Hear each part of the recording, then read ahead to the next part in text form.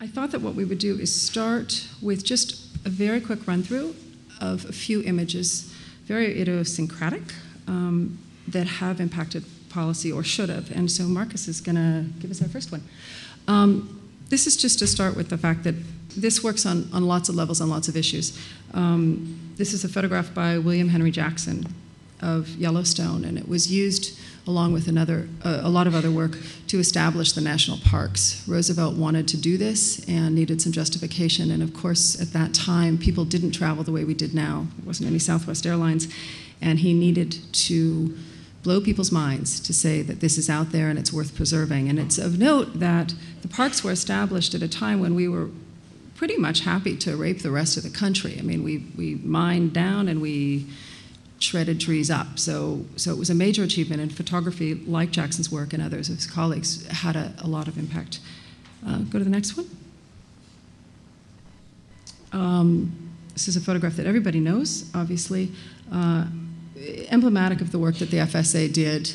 Again, we had a president who wanted to put through the New Deal, and it was very complicated. It was not popular. There were a lot of issues with it. And commissioning photography, which sometimes they said was to put people to work. I personally think that that's ridiculous because, 7 people got jobs. What they actually did is create this unbelievable body of work that said you may be doing reasonably okay or moderately okay or hanging on in the city, but there are an enormous number of people who are not, and that we have to put these policies through. But if these images weren't created, and they touched on all kinds of issues, the policies of the New Deal that created Social Security, that created different food emergency issues, that created all kinds of social welfare wouldn't have happened.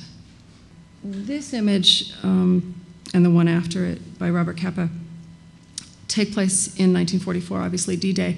And I put them in there just to sort of talk about the fact that during a war, when policymakers are trying to either keep us in a war, get us into a war, get us out of a war, often they're not trying to get us out. Photography can be used for a lot of issues.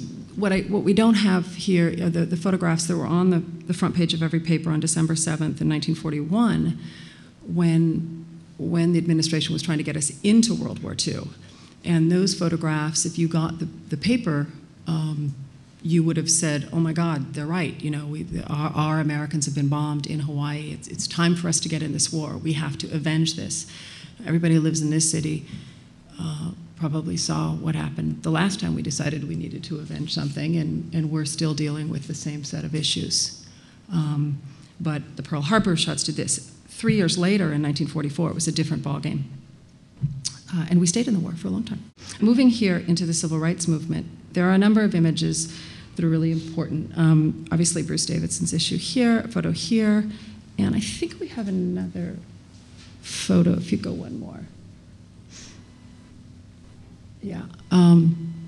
These photos that were taken immediately before the Civil Rights Act was passed in 1964 were very, very important in the behind-the-scenes manipulation that was going on with Kennedy and Johnson in getting that passed. I'm sure you're aware of the fact that these were not popular bills by many, many people, and there was an enormous amount of political horse trading.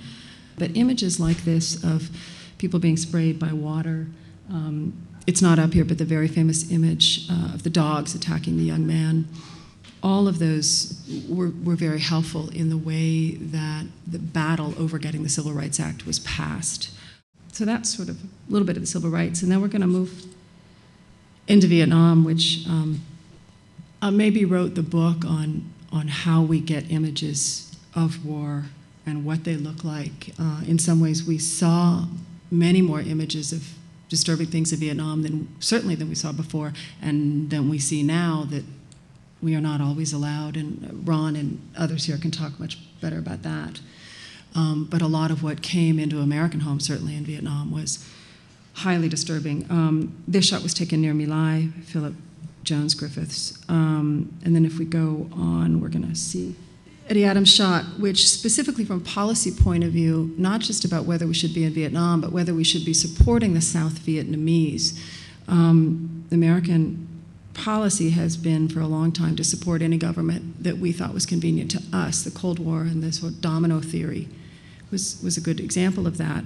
We ended up pulling out of the war sometime after the photograph was taken, but I do think that this photo has, with the South Vietnamese captain, I think, shooting the Viet Cong, I do think it has continued to say the after effects of what we do when we support these regimes is really difficult and shouldn't happen. If you go a little farther, we get into first American casualty here.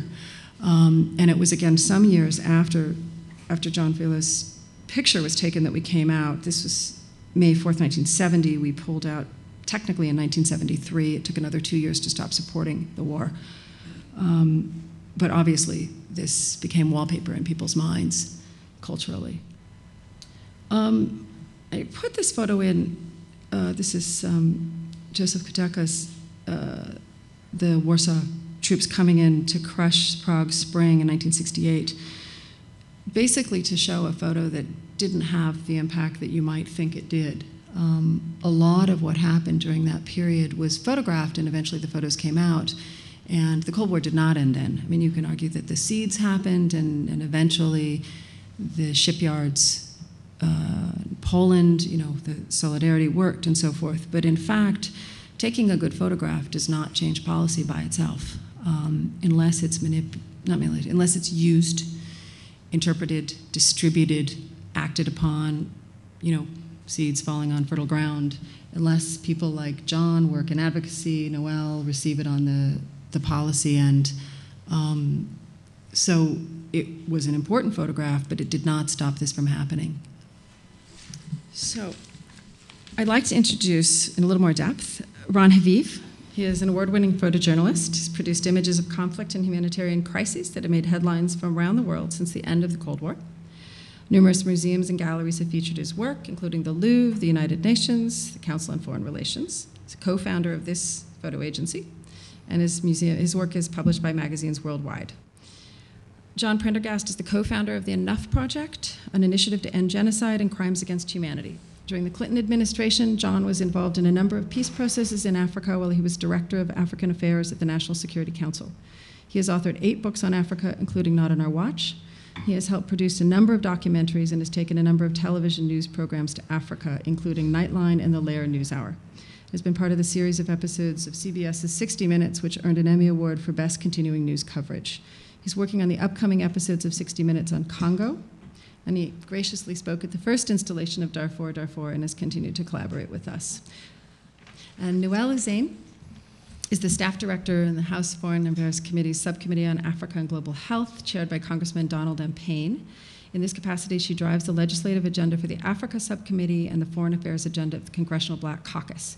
Her portfolio has included conflict and post-conflict situations, human rights, global health, development, democracy, and governance.